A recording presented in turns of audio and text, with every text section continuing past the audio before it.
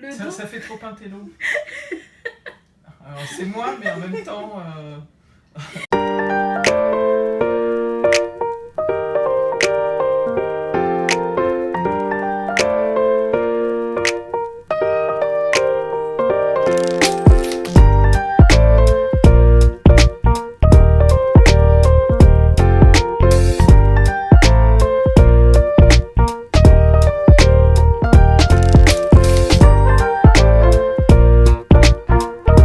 Bonjour, je suis Nadia Robinet, donc je suis la fondatrice et la directrice donc, de Yes We Coach. Yes We Coach, c'est une plateforme de coaching professionnel, c'est un cabinet de conseil en transformation des organisations.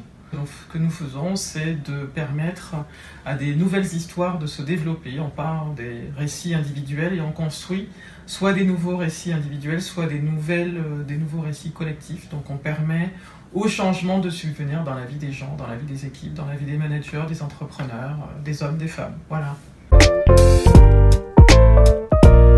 Alors, je pense que ce sera difficile de me décrire par juste un trait de caractère, mais je pense que celui que j'ai envie d'évoquer, c'est la capacité à être dedans et d'être dehors. Je me perçois comme étant à l'intersection de plusieurs cercles, de plusieurs groupes, de plusieurs communautés. Donc à la fois ingénieur, à la fois coach, à la fois ultramarine, originaire des Guadeloupe et française vivant dans l'Hexagone. Alors, mon mot préféré, c'est très clair, c'est le mot liberté. C'est pour moi la chose la plus fondamentale dans la vie, c'est la chose qui me paraît la plus précieuse dans la vie. Et c'est à la fois aussi pour moi un engagement professionnel. Pour moi, le coaching, c'est permettre aux gens d'être de plus en plus libres et libres de prendre des initiatives pour construire les histoires qu'ils ont envie de vivre. C'est un engagement de mère que de permettre à mes enfants d'être suffisamment libres aussi pour construire leur vie. Voilà, pour moi, c'est la chose la plus précieuse et c'est l'héritage qu'en tant qu'ultramarine, qu'en tant que guadeloupéenne, je considère avoir reçu de mes ancêtres et que je veux transmettre, cette aspiration à la liberté. Le mot que je déteste, c'est le mot mépris. Parce que pour moi, le mot mépris, c'est un appel à la haine, c'est un appel au rejet de l'autre, c'est un appel à l'exclusion, qui ne sont pas des valeurs dans lesquelles je me reconnais. Le mépris, pour moi, c'est aussi se méprendre, c'est-à-dire ne pas comprendre suffisamment l'autre, et du fait de cette non-compréhension, d'en déduire des comportements que je ne trouve pas vertueux, qui ne me paraissent pas constructifs. Voilà. C'est l'anti-bienveillance, le mépris, pour moi. Alors, mon occupation préférée, on ne rigole pas, c'est de regarder des séries. Regarder des séries seul, regarder des séries en famille, avec mes enfants, etc. Je trouve que les séries sont vraiment une forme de narration nouvelle, moderne, où on peut voir un personnage se développer dans la durée, devenir adulte, devenir plus grand, de vieillir, on peut voir des familles se développer dans la durée, on a le temps de les accompagner. Donc pour moi, c'est quelque chose de très vivant, c'est de beaux matériaux. Définitivement, je suis fan de séries et Netflix me remercie d'être abonné.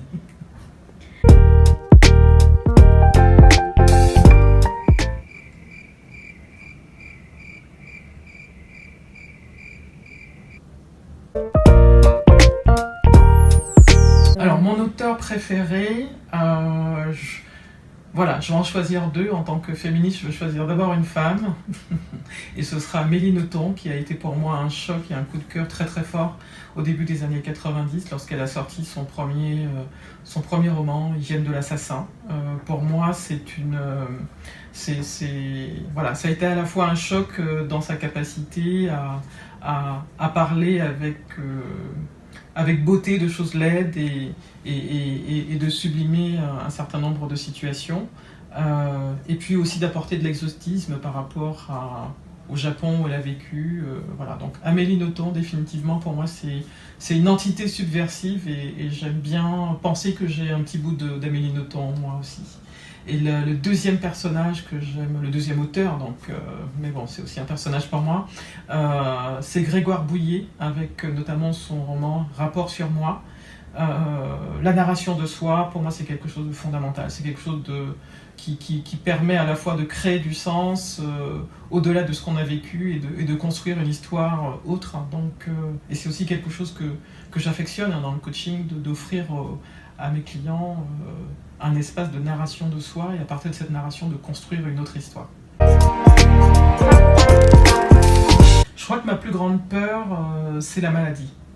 C'est la maladie parce que ça nous rappelle qu'on ne contrôle pas tout et que cette partie-là peut ne pas être entre guillemets sous notre contrôle. Donc c'est la maladie pour moi, c'est la maladie pour mes proches. C'est la chose qui me fait le plus peur que d'autres catastrophes naturelles par exemple. Le bonheur pour moi, c'est sentir que je vis pleinement cette liberté, que ce que je fais est aligné avec cette liberté, que je n'ai pas le sentiment d'avoir une barrière, que ce soit dans ma tête ou ailleurs, qui m'empêche d'avancer. Donc le bonheur pour moi c'est ça, et c'est aussi des petites choses du quotidien partagées avec des gens qu'on affectionne. Et le bonheur c'est aussi de rencontrer régulièrement des personnes nouvelles, des nouvelles histoires. Je vis ma vie comme un film en fait, et je vais régulièrement au cinéma chaque fois que je rencontre quelqu'un. Est-ce que j'ai une devise? J'ai plusieurs devises qui me parlent, donc je me le suis approprié, on va dire. Il y a une première devise en tout cas que j'ai envie de faire mienne, qui est celle de Barack Obama, lorsqu'il nous dit que le changement ne viendra pas d'un autre temps et d'une autre époque et de d'autres personnes. Le changement, autrement dit, c'est maintenant et c'est nous qui pouvons chaque jour construire ce changement-là. Et donc voilà, je pense que le lien est direct avec mes engagements de coach et mes autres engagements associatifs, que de permettre le changement et de ne pas attendre demain pour que ce changement se produise. Et la deuxième devise que j'ai envie d'évoquer, qui n'est pas une devise, c'est une phrase que je me répète, c'est comme un mantra que je me répète pour éviter de me retrouver bloqué, ou lorsque je sens que je vais être bloqué dans une situation. Voilà, régulièrement je me pose la question, et toi Nadia, que fais-tu de ta liberté? Voilà, donc, que faisons-nous de notre liberté? La fleur que j'aime, je choisirais une rose rouge pour l'amour, quoi. Le don de la nature que j'aimerais avoir, d'après mes proches, ce serait bien que j'apprenne un jour à chanter. Voilà, donc j'aimerais bien chanter juste, ne serait-ce que quelques heures pour pouvoir chanter sans déchaîner les foudres de mon entourage et sans que la pluie se mette à tomber. Alors mes héros dans la vie réelle, je vais encore choisir un binôme, un duo homme-femme. Pour la femme, je choisirais Louise Bourgeois. Louise Bourgeois, cette artiste française qui est partie en milieu de vie aux États-Unis et qui a été connue que tardivement, donc elle a commencé à être connue, elle avait déjà plus de 60 ans, et c'est quelqu'un qui a continué à produire tout le long de sa vie jusqu'à son décès à plus de 90 ans.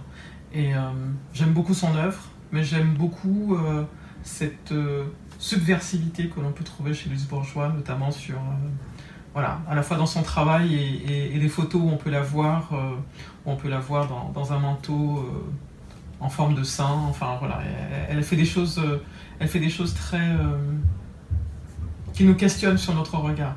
Et c'est aussi une mère, et c'est aussi une mathématicienne au départ. Donc il y a plein de choses qui chez elle me plaisent. En tout cas, ce qu'elle symbolise pour moi, c'est cette créativité qui existe tout au long de la vie et que l'on peut développer et voir qui peut s'amplifier l'âge venant. Donc peut-être que j'aspire à devenir un jour une forme de Louise Bourgeois une fois que j'aurai 60 ans. Mais j'ai encore un peu de temps. Et puis le deuxième héros, je prendrais définitivement Nelson Mandela, parce que pour moi il représente à la fois le fait d'être aligné avec ses valeurs, il représente pour moi la dignité, il représente pour moi le sens de la responsabilité, il représente pour moi l'idée de laisser derrière soi une histoire qui aide les générations d'après à continuer leur chemin. Donc je le remercie pour ce qu'il a été et il m'inspire tous les jours.